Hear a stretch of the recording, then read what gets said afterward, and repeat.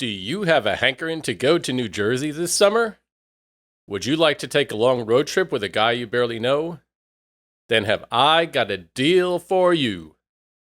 It is episode 15 of Dude, Where's My Life? This is going to be the pre-trip to the high school reunion show. It's not going to be a Harry Potter thing like I talked about last time. I think that was the alcohol talking a little bit at the end of the show. The last show was a little rough at times. My voice was definitely going, aside from my throat being dry because I was talking the whole time, and the alcohol. I also woke up the next day, my throat was sore. I only felt bad for a day, but something was also hitting me that night, and I guess I did not realize that. But you could probably tell towards the end of this show, I was stumbling over my words, and I wasn't drunk at the bar. But I had a couple there, and then once I got home, I had a couple more than I realized. And it's interesting. I've never really listened to myself after drinking before, and you could hear the voice changing a little bit. I was talking about Journey. I'm not going to go into a deep Journey dive today, but how their songs can trigger some memories. Oh, first of all, some old stuff I got to take care of. I was going to do it with Nikki, but we haven't been able to do that yet. I know we were talking about Kate Beckinsale back then, and I think Nikki almost put a curse on her because she was in the hospital for a while. She's out now, so that's cool, but just thought I'd mention that. We're glad Kate Beckinsale is healthy again, maybe on the prowl, maybe looking for me. Nikki bought up Isla Fisher. I didn't say the name last time, I didn't know her name, but that's the crazy redhead from the Wedding Crashers movie, and she's been in some other movies, of course. And she's getting a divorce, so there is a little curse put on her also. She's actually married to Sacha Baron Cohen. You could probably picture those two together. I don't know who they are, what they're like in real life, but based on their movie characters, you could definitely picture them together. I'm not really a big fan of his movies. I saw one of them, and it was kind of awkward. Sure, he's a talented guy or whatever. So I just thought I would cover that territory. Okay, getting back to songs triggering memories. Now, every song doesn't necessarily have to trigger a memory of a girl. For example, I hear so many different songs, and you probably do too, and it'll make you think of something. For example, the 80s song Electric Avenue by Eddie Grant, love that song.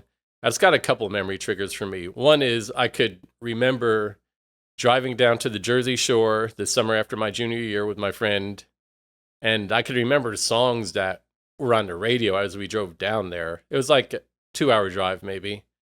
And I remember I Just Want to Bang on the Drum All Day. You may not know that song. It's a cool song from the 80s by Todd Rundgren, I think. And then Electric Avenue was playing also.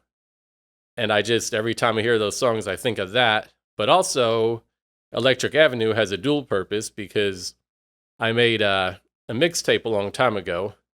I'm not going to claim I invented mixtapes, but felt like I was one of the early people. But I will assume someone else invented that a little bit before I did. And my English friend Debbie, who did a bunch of DJing down in Austin, of course, she always remembers that song as the first song on my 80s mixtape. So whenever she would visit me or be hanging out with me and I put in my 80s tape, she's always assuming that song would be first. So, of course, when I made a newer mixtape or maybe a mixed CD, I definitely had to put that song first in honor of that. But other things could trigger memories too, such as smell can definitely trigger memory. Sometimes I'll hug a girl and a perfume takes me back to some other girl. I don't always know exactly who, but I just know it could bring me back maybe 20 years in the past. Someone wore that same perfume or something just like it. And it could also remind you of some place where you visited before. When I travel out on the road, there's just certain smells in certain states that you just associate from there. I know when I get up to New Hampshire, it's just got this clean smell. It's hard to describe, but when I get there, I know it.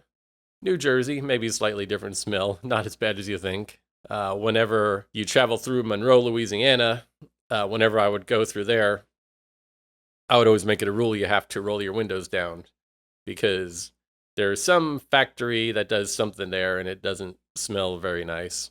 I'm sure it's a lovely city, but some factory, maybe it's just at nighttime, they have that smell coming out. One thing that really, a weird thing that triggered a memory when I was driving back from the bar the other night, I only had a couple drinks, of course. This one apartment, it was an apartment, and then there's a small yard in the back and a garage, and the back light was on. And it was weird the way somehow after just the correct number of drinks, like 2 drinks, that brought back some memories of the past. Just that porch light on, just a warm feeling. I guess it brought me back. I just remember being a kid out with my friends. I'd be down the street, maybe a couple blocks away, and it would be whatever time was getting dark in the summertime, maybe 9 o'clock. And soon after, you're supposed to go home when you're that age. And sometimes we'd be out and we'd be talking about scary stuff, like scary movies like The Exorcist or The Omen or something like whatever was scary to us at that time. And then there'd be that walk home. We didn't say it initially, but after a time, we all admitted that as we walked home, just a few blocks to wherever we lived, we all had that scary feeling like something was coming out of the bushes.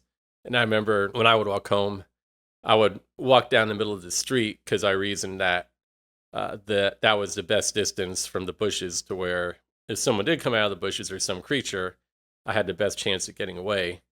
And of course, if it was the dark part of the walk, I would just be sprinting down the middle of the road. And then when I got to a street light, I felt a little more comfortable to slow down. But it was that feeling when my parents were expecting me home soon and you see the porch light on welcoming him back home. And even when I lived at home and I was older, it was still that same thing. Of course, I'd be out later or I was working late. I had a summer job before I moved down here, so I wouldn't be getting home till 3 in the morning or so. But just the quietness of like the whole town being asleep and coming home and parking the car and walking towards the house with the light on. A lot of memories with that. And of course, vacation when we would go on our family vacations up in New Hampshire. There were excuse me 1 minute. Don't worry, not beer, just some water. My throat's a little scratchy right now. I'll explain that. There were a couple ice cream places that were open late. There is Friendly's, which there's still some up there. They don't stay open as late as they used to, but they used to stay open until like 12 or 1 in the summertime. And there's a place called Howard Johnson's, which was a diner. There's also Howard Johnson's Motel, which would be attached to it a lot of the time. But the restaurant was open all night long. And they had a big ice cream menu too. They were famous for that. So when I was a kid and I was whatever age, 5, 8, 10, I thought it was the coolest thing in the world going out with my family and my big brother and everything. And we'd be going to Howard Johnson's for ice cream at 1 in the morning, midnight, sometimes even 2 in the morning. It was, when you're that age, that's the coolest thing. And coming home, and then up there, it's much more rural. It's kind of creepy, but then you see the light on by the back door, and it's just that warm feeling. It's just a really weird trigger that happened when I saw that light on. Of course, nowadays it would be the cool lights on my patio to make me think of coming home with a girl. Doesn't have to be my ex, could be any girl, but either way. Getting ready for my trip, I mentioned it on the last show. I was going to go today, but I didn't. I should be going tomorrow morning. Driving to New Jersey, it's about 1,500 miles. Yeah, I could have taken a flight. Well, I'll go over that later. But anyway, I didn't get a plane ticket. I'm going to drive there. I want a little more flexibility. And I like road trips. I like being out on the open road. Of course, the stress, as I mentioned, it's the cost of the trip and the cost of not being able to work. So it's like twice the amount.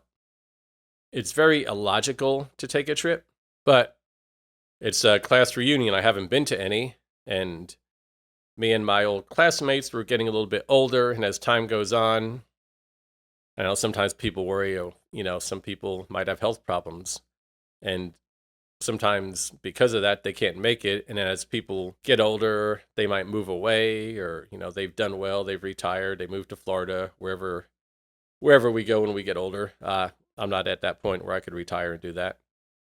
But it is my chance to go back and kind of get back to my roots and catch up with some old friends. You never know. It might be maybe one of my old friends will be involved in something that I'm into, and it'll be a good connection. But if not, that's okay too. It'll just be good to catch up with people and see how everything is. I was on the fence about going because of the money and everything, but I decided to go. Then just a few days ago, I started feeling not well. I should have had everything prepped and ready to go, and I had to do some other things around here and, work my shifts and everything. But then I had to spend my extra time just resting to try to get better. And it's kind of been touch and go whether or not I'm going to go. I'm pretty sure I'm going to go. It's late at night right now. I think it's like 2 in the morning. And ideally, I would leave tomorrow at 5 or 6 in the morning because I want to be rush hour out of town and to get to New Jersey at the proper time. So I might sleep for an hour. It's not the best thing. If you're not feeling good, you need to sleep extra, but I don't have that luxury right now. So it's kind of open about what's going to happen, but I'm going to go or I'm not going to go depending on how I feel. Or choice number 3 is I could drive there and I might get 500 miles away and think, man, I don't feel too good, and turn around and come back home. I don't know what's going to happen. The stress level is definitely very high. A lot of anxiety. Also, going alone, that's just a totally different feeling. I used to love going on vacation with my son and meeting my family. We both looked forward to it so much. It was like the best time of the year. But now I'm going alone. It'll be okay most of the time. I'm gonna use the time to catch up with some people. There's a lot of people, family and otherwise, that I haven't talked to on the phone in a while. So I'm gonna make some phone calls. I'm gonna think a lot of deep thoughts. Last vacation I went on, I had a girlfriend, which was nice to help keep me awake late at night. Of course, there's other people I know who are up late, but most of them will be working extra shifts since I'm out of town, so I won't really be able to talk to them. So that's why I'm leaving early in the morning. At least that's my plan, so I can get as much day driving done as possible. I'll still probably end up doing some crazy late night driving where I just stay up most of the night and fall asleep in some random parking lot. But it is hard going alone. I guess it's going to be that thing where I have to love myself, where people say, oh, you need to learn to love yourself, which I've said before, I don't need to love myself. And I think I'm going to do some recording on the road. It'll be on my phone, so there'll be a little road noise. This is going to be a shorter show since I have to get to bed soon, I guess, and also since my voice is kind of going. But I think I'm going to do a little updates on the road. Apologize in advance for the poor sound quality because there will be road noises. And part of it will be, I'll try to do a little, what's it called? Voice imitation. I'm going to try to do a little accent sample of each state that I'm in. It's probably going to go poorly, but I saw something on the internet where AI did a thing where they did pictures of what they would picture people in each state looking like. For example, if they did Texas, there'd probably be someone wearing a cowboy hat. Maybe New York or New Jersey, someone looking more Italian or sitting in a Camaro or something like that. You get the picture. So I might do I'm not going to talk in an accent the whole time because my accents are terrible. That'd be a bad idea. But I might do a little thing where I do the accent of the state that I'm in.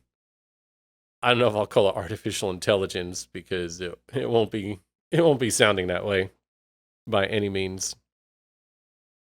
I prep too much for trips. When I was young, God, I didn't prep much at all for trips.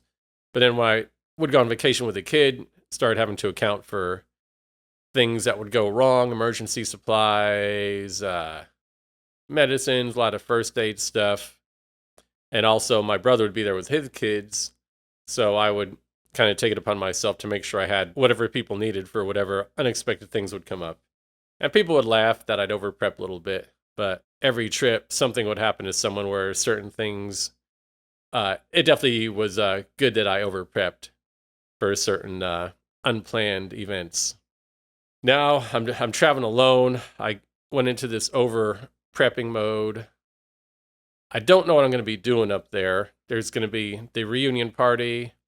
I'm going to be up there for a few days, so I might be meeting up with random friends from the past. Not sure what I'll be doing. If not, I could be visiting some random relative up there. I could be just worn out after a day or two since I don't feel great going into it, and I might just come back home early. I don't know, but when I looked around how much stuff I had in my apartment, it was ridiculous. On the way home, I'm definitely going to get into my head that I need to get rid of a few things, but also I need to just streamline everything I do to some degree. Because at some point, I'm taking like medicines, first aid stuff, some of that stuff I keep in the car anyway. But, then you're like, oh, well, how many Q-tips do I need? Do I need 4, 6, 8? What do I need these Q-tips for? Well, I might be at the pool, but I might be at a lake. Who knows? Well, then if I'm going to be there, then I need some other medicine in case this happens, and I need the aloe. I don't know. Just too much stuff. When I get back, it'll give me a chance to go through some things and to make my life a little more simple. Because at some point there will be some lucky lady in my life, and I don't want to look like a crazy person. And also, she might be bringing her own crazy stuff into the mix, so I should probably be a little less crazy looking so that she doesn't think she could be that crazy, if that makes sense. Probably overthinking that. Still need to study my yearbook a little bit. I think I mentioned before that there's definitely some people I forgot about. There's a small group of friends I hung out with senior year, and those guys, for the most part, I couldn't get in touch with, so that's kind of disappointing. But there were other good friends I had during the course of high school. I was friendly with a lot of different people, so I'm still looking forward to the people I'm going to be seeing. There's definitely a few of them that I did spend a lot of time with throughout high school. I need to man, when I was looking through the yearbook, I was reading some stuff people wrote, and just things I forgot about, parties I forgot about. One guy mentioned how he remembered the changes I went through high school, where I was, the biggest dork in the beginning and kind of cool at the end. And he reminded me that at the beginning of freshman year, I had this like sweatshirt for gym class, and my mom wrote my last name across the back of it. That's probably a good way for people to pick on you. Just show up for gym class with your name scribbled across the back of your ragtag sweatshirt. Just a good way for an already small person entering high school to get picked on and beat up, I guess. I forgot about that. That was pretty funny. Now, I got to come up with my story. I mean, I guess I'll just tell people I'm a bartender. I know in the movie Romeo and Michelle's High School Reunion, I wish I had watched that again to prep for this trip. But in that movie, they go to their 10th high school reunion, I think, and they kind of feel like losers, so they tell everyone they invented Post-it notes, I think.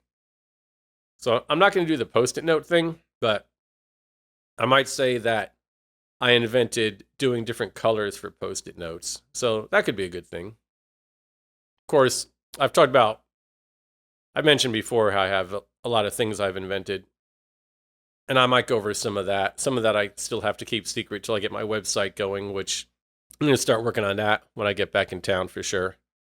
But I will go over some of my inventions, my actual inventions, not the Post-it note stuff. But other than that, yeah, I will say I'm a bartender. My standard line is going to be, I think, if someone says, "Oh, I'm a lawyer. What do you do?" I'm going to say, "Oh, pretty much the same thing, but I'm a bartender," and just use that for every single occupation that someone has. I don't really think anyone's going to be making fun of me. It'll be a positive experience, but it's not going to be like some movie where a bunch of 50-year-olds are just mocking someone for what they do. That would be pretty funny though in a movie. And of course, I'll be able to talk about my podcast that's starting, and how that's going to go really well. At the moment, it's the podcast is about to be launched when I get back in town, I believe. So far, I'm the bartender. We could call it a failure. When I say that, people, maybe they get a little tense and they tell me I'm not a failure. I'm not saying I'm a failure, but it's maybe not what I thought I was going to do, as I've mentioned before. But what I am looking at it as is this is the failure before the big success. Of course, the success is not guaranteed, but it's going to happen. This is the failure before the success. It is the failure. It is the road that led me to what is about to happen, to the great things that are about to happen. And usually when I go out of town, especially on the way back, I think about a lot of stuff. I get psyched up for everything I'm going to do. And when I get back in town, I just have lots of energy. I'm just I'm ready to go. I mean, I'm ready to rock. So that's what I'm going to do. I'm going to have the best time I could. I'm going to be that person who doesn't worry so much about everything and just kind of be in a moment and enjoy seeing the people from the past and reconnecting with some of my roots and thinking about the positive things that could come from that. And I'm going to be ready to rock this summer.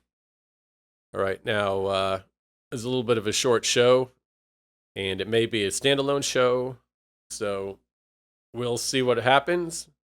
Thanks for listening, guys.